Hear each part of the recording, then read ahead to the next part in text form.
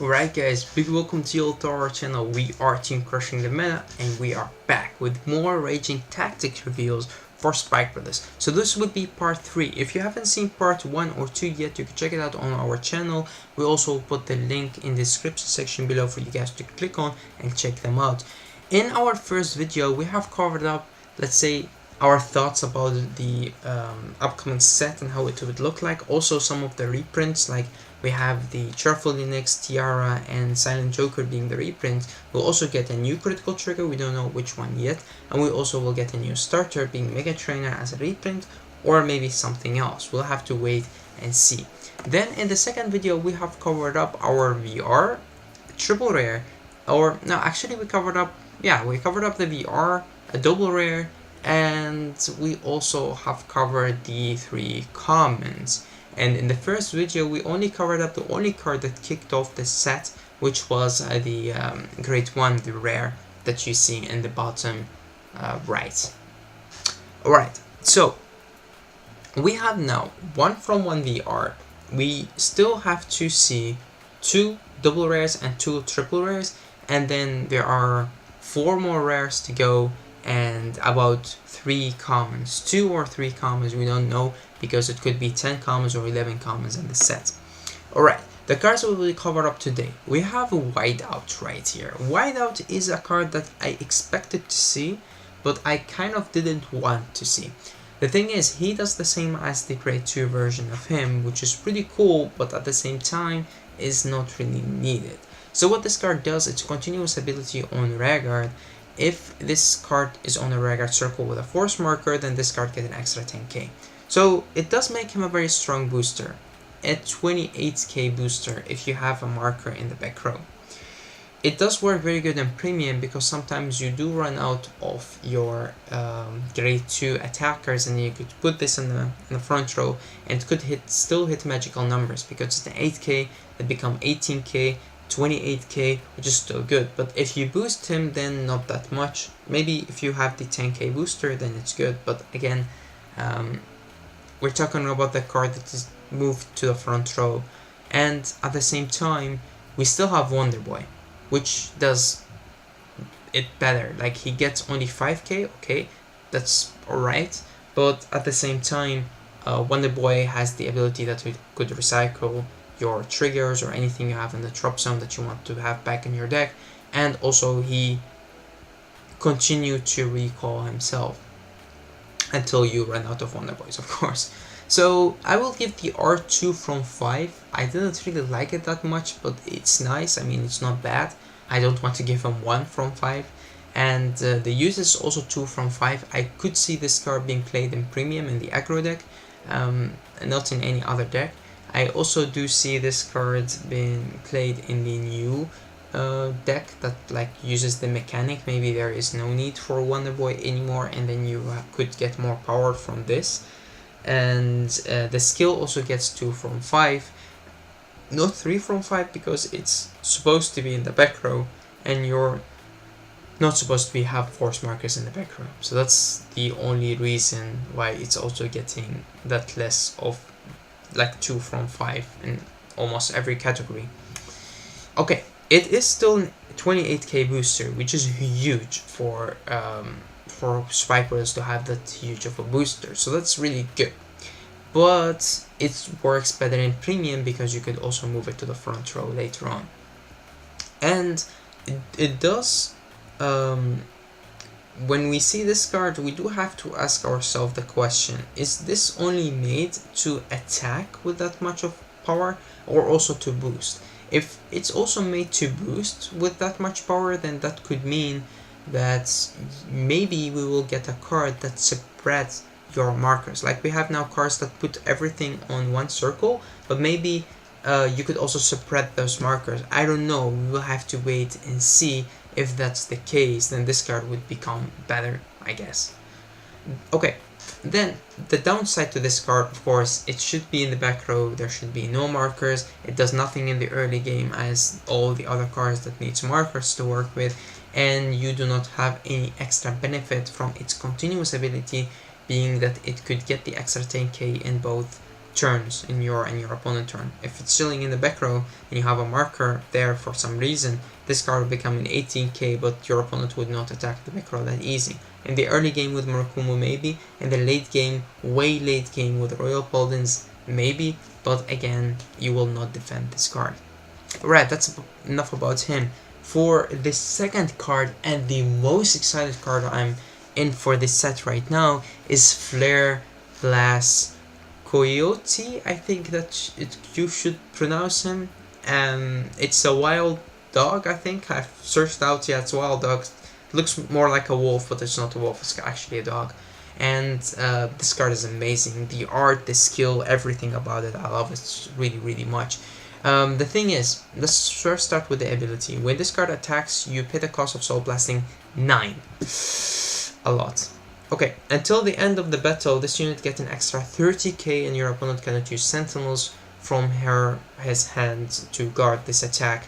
Until the end of the battle, you put this card and all of your other rare cards to the bottom of your deck in any order. Okay, first let's start with the art. The art is 4 from 5. It does remind me of Cheetah, it does remind me of Mayhem Tiger. It's just another crazy card that is really, really strong. Okay, then the uses. I have my doubts about this card being be able to use it in standard, because we have seen so many cards that cost soul. So how could you use this card really easy in standard? I don't know. I really don't see it. I see more that this card is good in premium, and in the aggro deck, in the GB8 deck, more in the GB8 deck, this card could be amazing. So the uses, I will give it 2 from 5 right now. I will not do 1 from 5, that's only the GB8 deck. I think that more decks could use him, like even a deck that runs Siegfried and maybe Soul Charges a lot and you do not get the ability for Siegfried to hit, then you could use this card. Remember, it's just a Vanguard ability, so you don't have to ride him like a Unite Attacker or something. So I do think that's why I gave the uses 2 from 5, otherwise it could also be 1 from 5.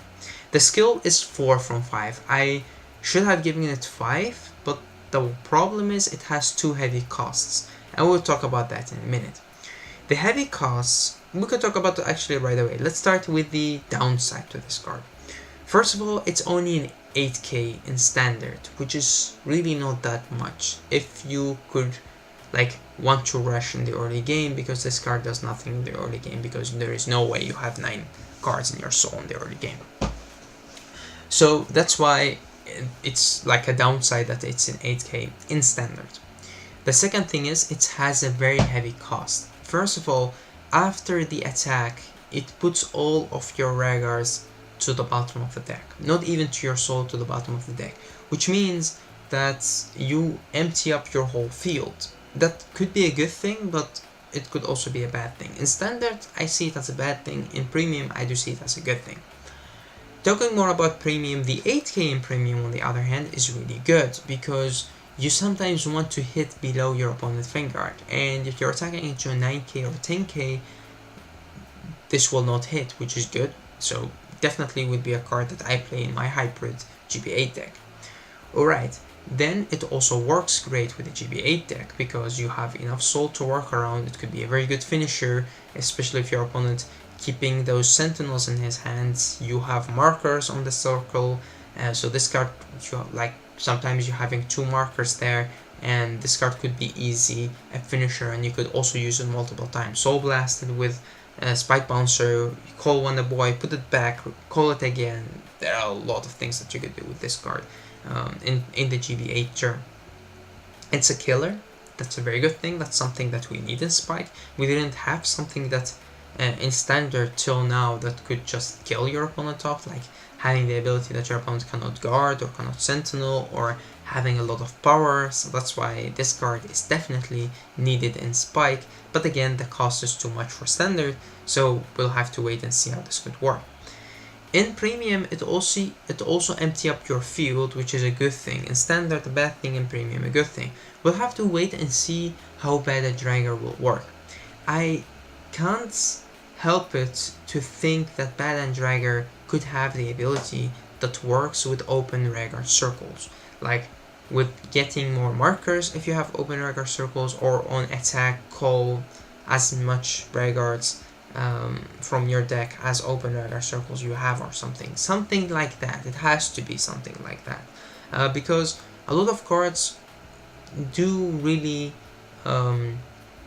like have the ability to open the Vanguard circles from this set, and that can't be a coincidence. That's why I'm thinking that you could really make a deck like with Panther from the old stuff in standard that open the Vanguard circles, and with that you benefit from having like Bed and Dragger or something. I don't know, we'll have to wait and see. Okay, as I said, in standard it could work with Siegfried, it's good versus Protect, and it makes an insane amount of numbers with the new mechanic. And that's actually it about this card. It's an amazing card. I'm very happy to see this. It's only a rare, and it's till now the rares of this set are so damn good. I mean, this and the other rare that we have got, if we will get more rares like these, then forget about the triple rares. This is amazing. Alright, so that's kind of it. Let's see what we could still get in this set. We have 2 triple rares and 2 double rares to go, 3 rares, which I'm kind of very excited to see the rares. One of them is definitely a perfect guard, and for the commons the same. We have seen 7 commons or 8 commons. We have seen, I think, 8 commons, and that would mean that we have maybe 2 or I think 2 commons left if you count the new trigger, or the new critical trigger. So 3 or 2 commons left, and I think 3 rares, one of them being a perfect guard, the double rares, and of course also the triple rares. And that's kind of it for this video. I would like to thank you guys all for watching, for all the love and the support you give to our channel. Don't forget to like, subscribe, and go to our Facebook group. If you are a big fan of the other clans like Crazzy, Mayhem, or the other clans that are getting reveals, you could check them out on our Facebook, because we talk more about the card of the day on Facebook, and I only make videos for the Spike Brothers, and because they're my favorite. So thanks yet again for everything. Until next time.